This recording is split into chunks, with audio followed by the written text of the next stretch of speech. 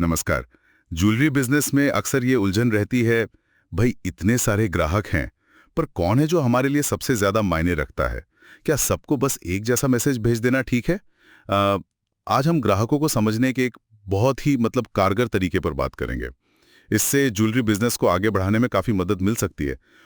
इस तरीके का नाम है RFM विश्लेषण।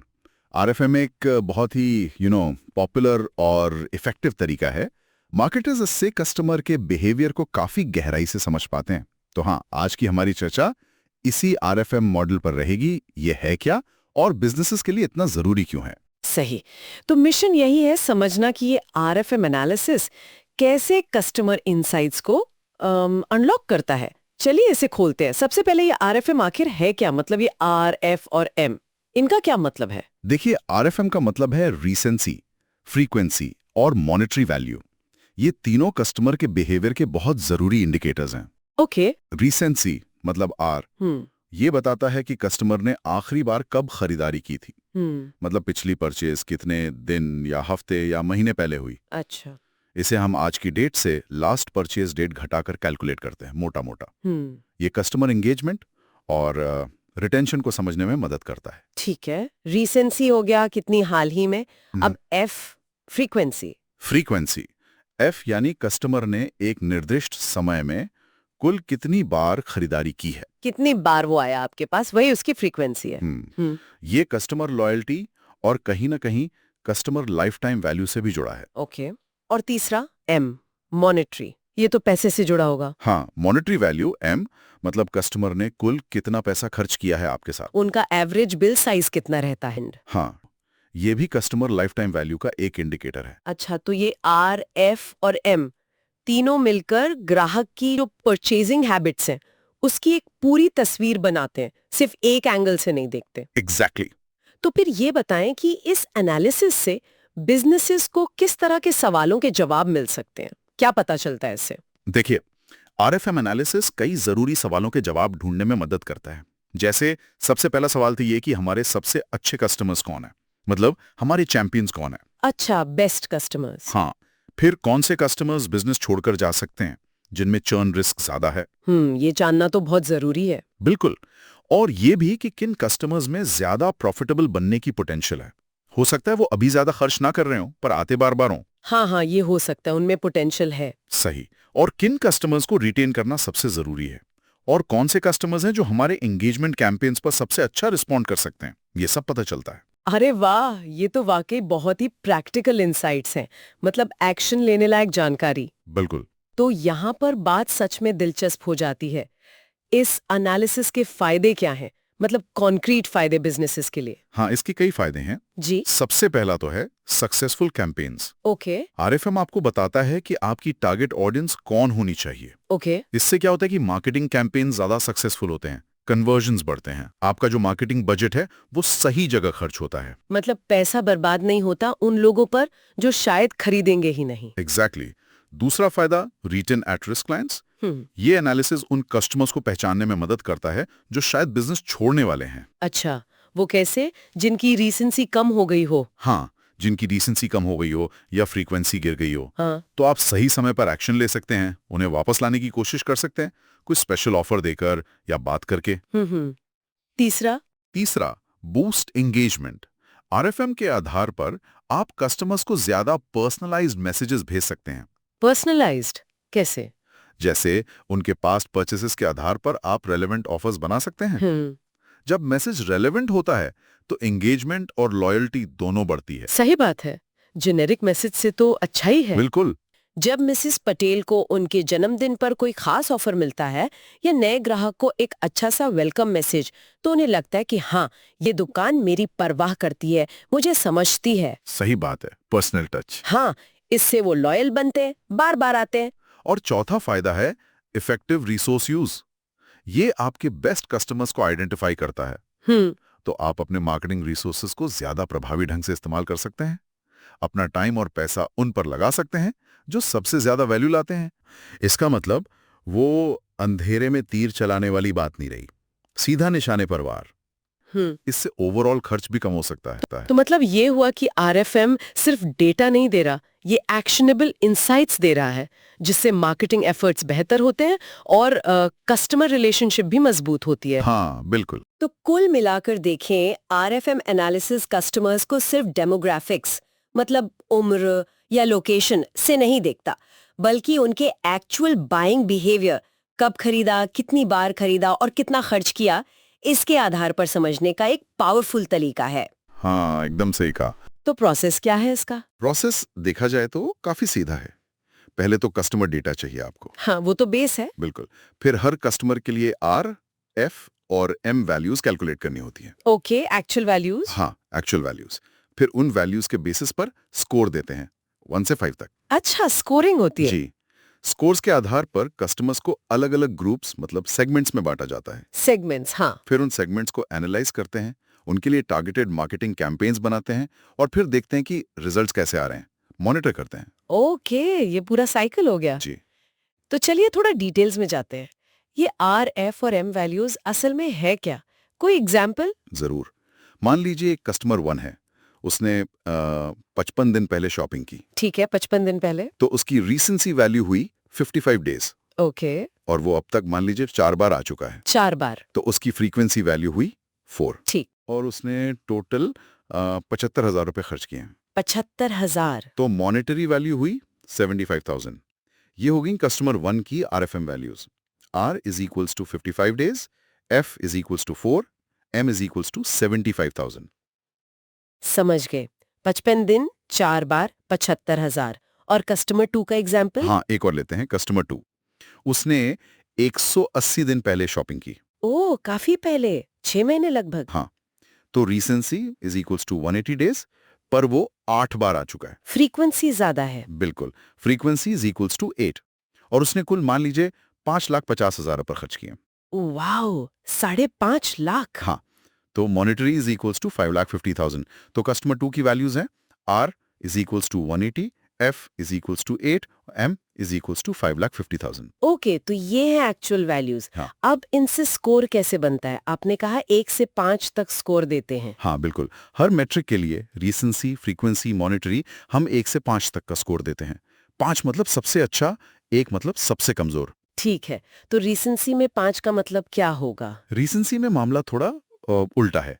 जितने कम दिन हुए खरीदारी किए हुए उतना ज्यादा स्कोर। अच्छा, हाँ, ये लॉजिकल है। जो हाल ही में आया वो ज्यादा एंगेज्ड है शायद। एग्जैक्टली। पर एक एग्जाम्पल लें तो शायद 2 महीने के अंदर खरीदारी पर आर स्कोर 5 मिले ओके, और अगर 2 साल से ज्यादा हो गए हैं, तो शायद आर स्कोर 1 मिले। ठीक है। और फ्रीक्वेंसी और मॉनिटरी के लिए? उनके लिए सीधा हिसाब है। जितनी ज्यादा फ्रीक्वेंसी मतलब जितनी ज्यादा बार खरीदारी उतना बेहतर स्कोर। मतलब 5+ बार आने वाले को शायद 5। हाँ बिल्कुल।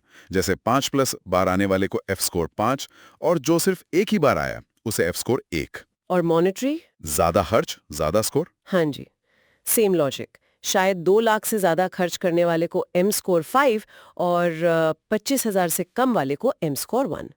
ये स्केल्स, जैसा मैंने कहा, हर बिजनेस अपने डेटा के हिसाब से डिफाइन करता है। ये बहुत इंटरेस्टिंग है।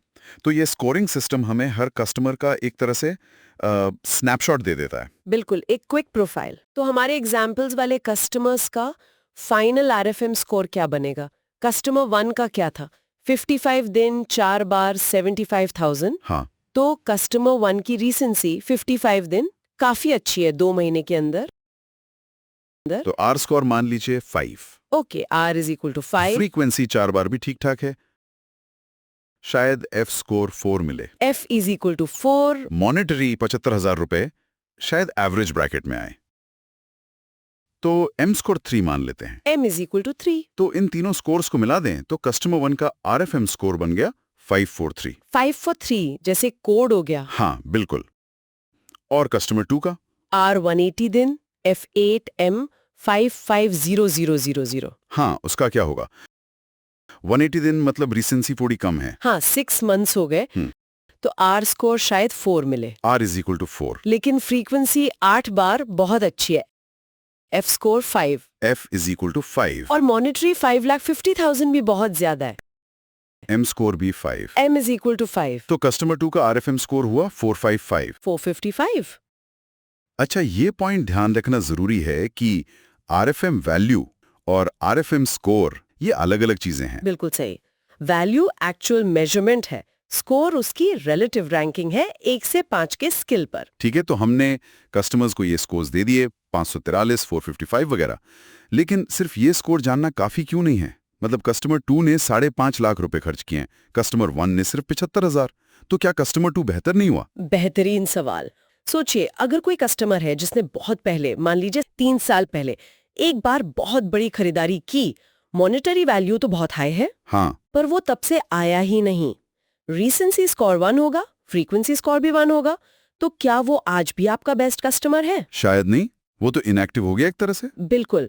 तो सिर्फ एक मैट्रिक जैसे मॉनेटरी वैल्यू पर फोकस करने से आपको पूरी पिक्चर नहीं मिलती। कस्टमर बिहेवियर मल्टी डिमेंशनल है। हाँ, ये बात तो है। इसीलिए RFM स्कोर्स के आधार पर कस्टमर्स को ग्रुप्स या सेगमेंट्स में बांटना इतना जरूरी है। अच्छा, सेगमेंटेशन। हाँ, करीब 11 स्टैंडर्ड सेगमेंट्स बताए गए हैं। हाँ, 10-11 कॉमन सेगमेंट्स होते हैं, पर बिजनेस अपनी जरूरत के हिसाब से एडजस्ट कर सकते हैं। क्या आप कुछ सबसे जरूरी सेगमेंट्स और उनके मतलब उनसे कैसे डील करें ये बता सकते हैं? बिल्कुल। कुछ की सेगमेंट्स जो प्राय हर बिजनेस के लिए रेलेवेंट होते हैं।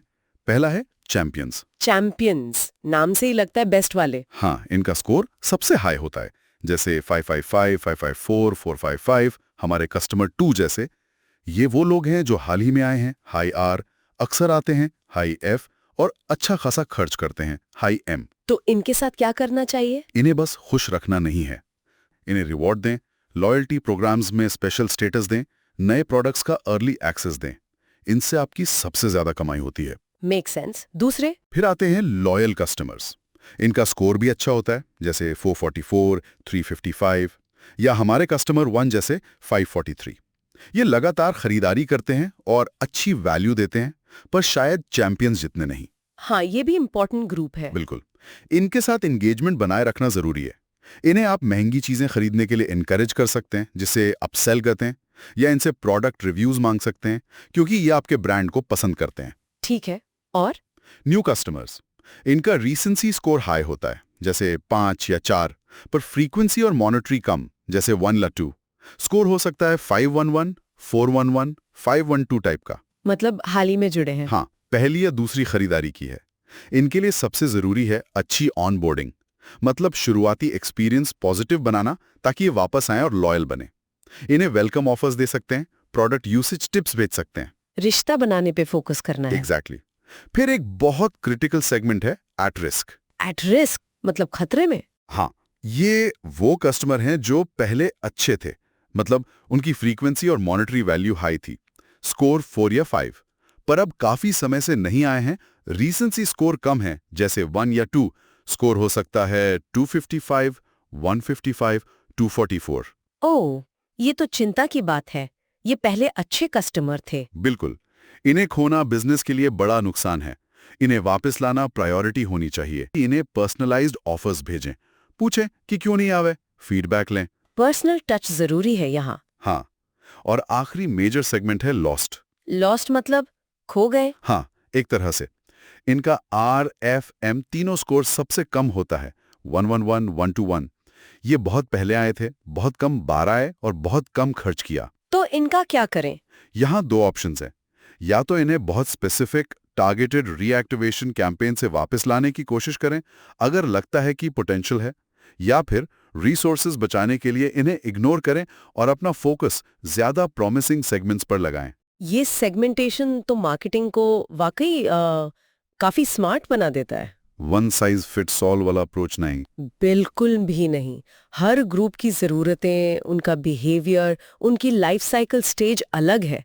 तो आपकी स्ट्रैटेजी, आपका मैसेज, आपका ऑफर, सब कुछ टेलर होना चाहिए। हाँ, हर ग्रुप के लिए अलग रणनीति, अलग कम्युनिकेशन। एग्जैक्टली। सोचिए, आप एक जेनरिक 50% ऑफ का ईमेल सबको भेज दें। चैंपियन शायद वैसे ही खरीदने वाला था, उसे फालतू में डिस्काउंट मिल गया। लॉस्ट कस्टमर शायद दिखेगा भी नहीं। एट रिस्क वाले को शायद कुछ और चाहिए था। सही बात है। रिसोर्स वेस्टेज भी बचता है और इफेक्टिवनेस बढ़ती है। बिल्कुल। ये डेटा को एक्शनेबल इंसाइट्स में बदलने का तरीका है। आप सिर्फ ये नहीं जानते कि कौन क्या कर रहा है, आप ये भी जानते हैं कि उसके साथ क्या करना है। तो कुल मिलाकर आरएफएम एनालिसिस हमें अपने कस्टमर्स को सिर्फ सरफेस लेवल पर नहीं बल्कि गहराई से समझने में मदद करता है हाँ, उनके बिहेवियर पैटर्न्स को समझने में। और उनसे ज्यादा मीनिंगफुल तरीके से जुड़ने में मदद करता है। ये सिर्फ डेटा पॉइंट्स नहीं बल्कि एक्शन लेने वाला इंसाइट्स है। बिल्कुल सही कहा आपने। और एक आखिरी बात, और जो बहुत जरूरी है, बताइए। ये सेगमेंट स्टैटिक नहीं है, मतलब फिक्स्ड नहीं रहते। कस्टमर्स वक्त के साथ एक सेगमेंट से दूसरे में मूव करते हैं। हाँ, ये तो होगा ही। एक न्यू कस्टमर इंगेज होकर लॉयल बन सकता है।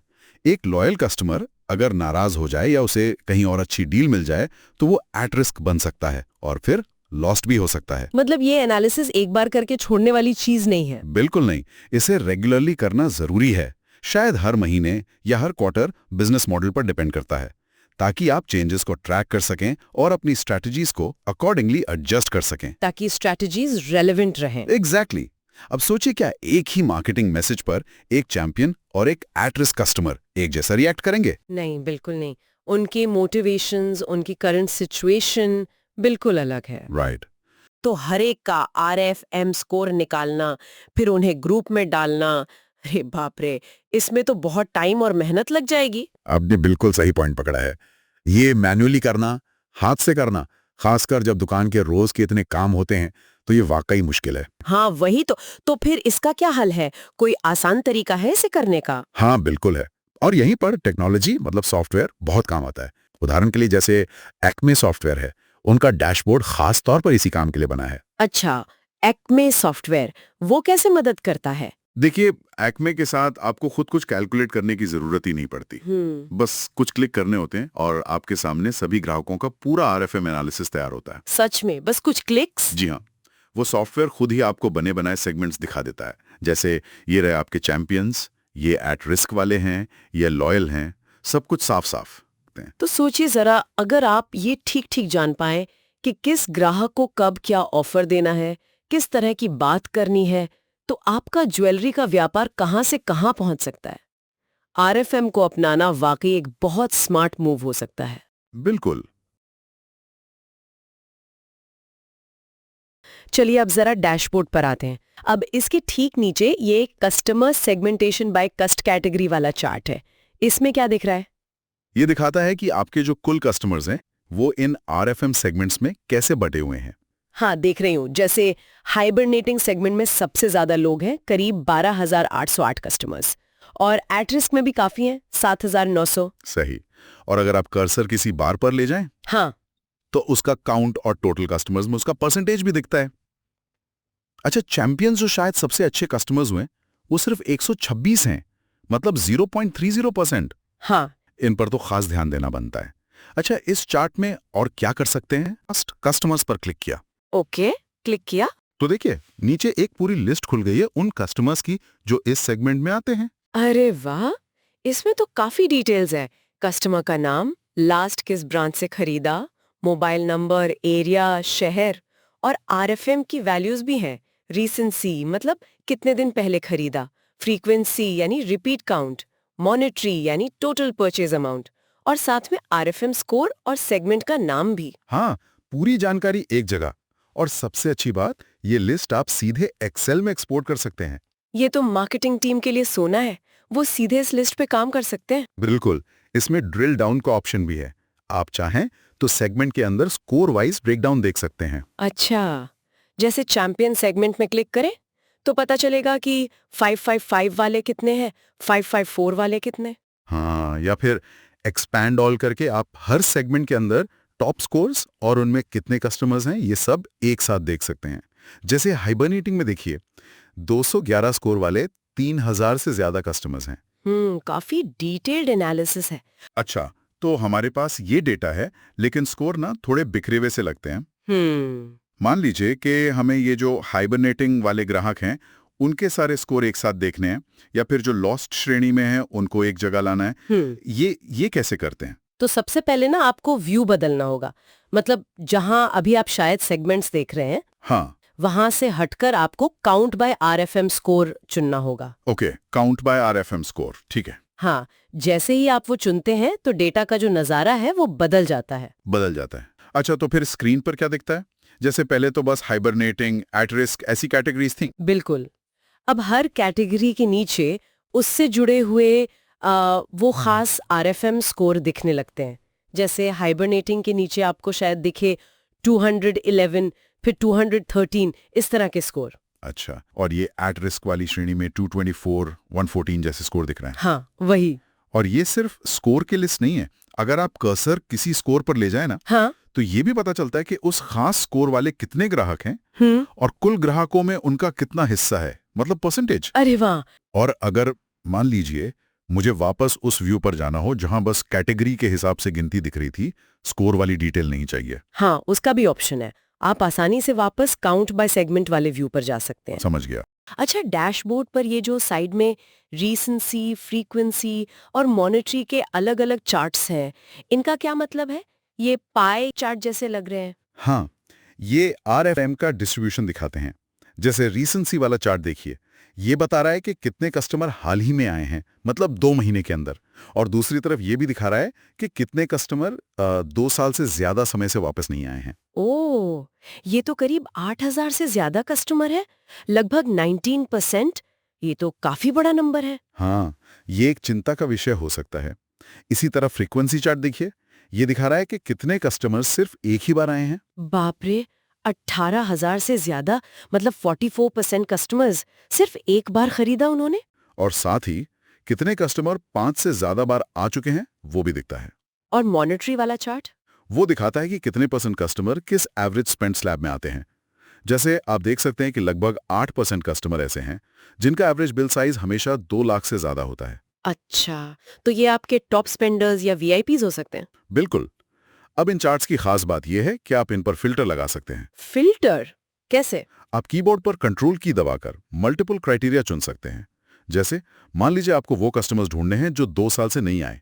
यानी रीसेंसी चार्ट से सबसे पुराना वाला स्लैब चुनूं, आर स्कोर 1 वाला। हाँ, और साथ में मान लीजिए वो 5 से ज्यादा बार आ चुके हैं। तो फ्रीक्वेंसी चार्ट से 5+ वाला स्लैब चुनूं, एफ स्कोर 5। सही। और मान लीजिए उनका एवरेज खर्च 2 लाख से ज्यादा है। तो मॉनिटरी चार्ट से 12 वाला स्लैब, यानी एम स्कोर 5। हाँ, तो अब आपने ऐसे कस्टमर्स को फिल्टर कर लिया जो बहुत वैल्यूएबल थे, हाई फ्रीक्वेंसी, हाई मॉनिटरी, लेकिन अब खोने के कगार पर हैं, वेरी लो रीसेंसी। अरे वाह, ये तो कमाल का फीचर है। तो मैं पलक झपकते ही अपने सबसे कीमती लेकिन निष्क्रिय हो रहे कस्टमर्स को ढूंढ सकती हूँ। बिल्कुल, यही तो आरएफएम एनालिसिस की ताकत है। आप ऊपर दिए गए स्लाइडर से भी कस्टम फिल्टर लगा सकते हैं, जैसे रीसेंसी 1100 दिन से ज्यादा, फ्रीक्वेंसी 10 बार से ज्यादा, मॉनिटरी 3 लाख से ज्यादा। और फिल्टर हटाने के लिए?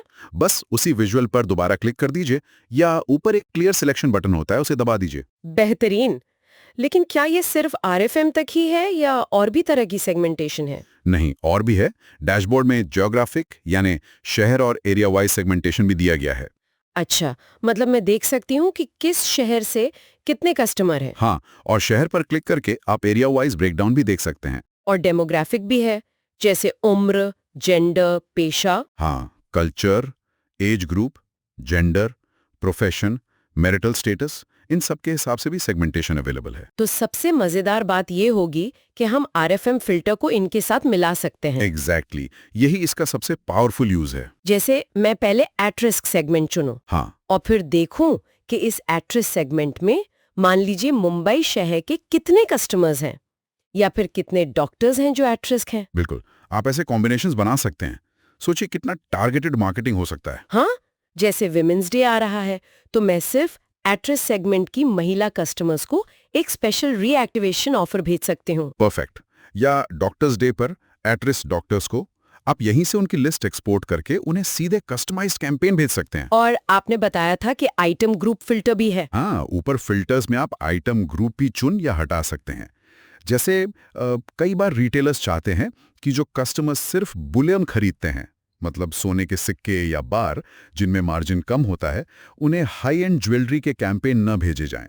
तो वो फिल्टर से गोल्ड, बुलियन बार्स, कॉइन्स जैसे ग्रुप को हटा सकते हैं। हाँ बिल्कुल, इससे आपका कैंपेन और ज्यादा रेलेवेंट हो जाता है। एक बात और, इस RFM एनालिसिस की सबसे अच्छी बात शायद ये है कि इसके लिए कोई अलग से कस्टमर का पर्सनल डेटा जैसे उम्र, पेशा वगैरह डालने की जरूरत नहीं पड़ती। सही कहा आपने। ये पूरी तरह आपके मौजूदा सेल्स डेटा, किसने, कब, कितनी बार और कितने का खरीदा, बस इसी पर आधारित है। आपको अलग से सर्वे या डेटा एंट्री की जरूरत नहीं है। ये तो बहुत प्रैक्टिकल है। अच्छा, ये जो 11 RFM सेगमेंट्स के नाम हैं, हाइबरनेटिंग, एट रिस्क, चैंपियंस वगैरह, क्या ये फिक्स्ड है या इन्हें हम बदल सकते हैं? ये स्टैंडर्ड नाम हैं जो इंडस्ट्री में कॉमन है, लेकिन हाँ, आप इन्हें बदल सकते हैं। सोर्स डेटा फोल्डर में एक एक्सेल फाइल होती है, RFM segment.xlsx नाम से। ओके। उसमें हर RFM स्कोर कॉम्बिनेशन 111 से 555 तक कुल 125 कॉम्बिनेशंस के सामने उसका सेगमेंट नाम लिखा होता है। आप चाहें तो किसी सेगमेंट का नाम बदल सकते हैं, जैसे एट रिस्क को नीड अटेंशन कर दें। या अपनी जरूरत के हिसाब से कोई नया सेगमेंट भी बना सकते हैं, जैसे VIP कस्टमर्स। हाँ, आप स्कोर्स को रीअसाइन करके नए सेगमेंट भी डिफाइन कर सकते हैं। बस फाइल सेव करके डैशबोर्ड को रिफ्रेश करना होता है और बदलाव दिखने लगते हैं। बहुत फ्लेक्सिबल है ये तो। आखिर में डैशबोर्ड पर एक टेबल दिख रही है, ये क्या है? हाँ, ये एक ब्रांच वाइज मैट्रिक्स है। ये टेबल दिखाती है कि हर RFM सेगमेंट जैसे about to sleep, at risk, cannot lose them, champions में कितने कस्टमर हैं और उनका परसेंटेज क्या है, वो भी हर ब्रांच के हिसाब से। अच्छा, तो मैं देख सकती हूँ कि ब्रांच 1 में कैनॉट लूज देम सेगमेंट में 15% कस्टमर हैं, जबकि ब्रांच 3 में सिर्फ 5%। बिल्कुल, इससे ब्रांच मैनेजर्स को पता चलता है कि उनकी ब्रांच में किस तरह के कस्टमर ज्यादा हैं और उन्हें किस सेगमेंट पर ज्यादा फोकस करने की जरूरत हो सकती है। ये तो ब्रांच लेवल स्ट्रेटजी के लिए काफी उपयोगी होगा। तो आप देख सकते हैं, कुल मिलाकर RFM एनालिसिस और ये डैशबोर्ड ज्वेलरी रिटेलर्स को अपने कस्टमर्स की नब्ज पहचानने में, सही समय पर सही कस्टमर पर फोकस करने में और अपनी मार्केटिंग स्ट्रेटजी को ज्यादा शार्प और असरदार बनाने में जबरदस्त मदद कर सकता है। बिल्कुल, मतलब अब अंदाजे पर नहीं बल्कि डेटा के आधार पर फैसले लिए जा सकते हैं। जरा सोचिए, अगर कोई रिटेलर आज ही अपने एट रिस्क या कैनॉट लूज देम सेगमेंट के कस्टमर्स की पहचान करके उनसे दोबारा जुड़ने की एक सही कोशिश करे, तो उनके बिजनेस पर इसका कितना पॉजिटिव असर पड़ सकता है। सही कहा, ये सिर्फ डेटा नहीं है, ये एक्शन लेने के लिए एक टूल है।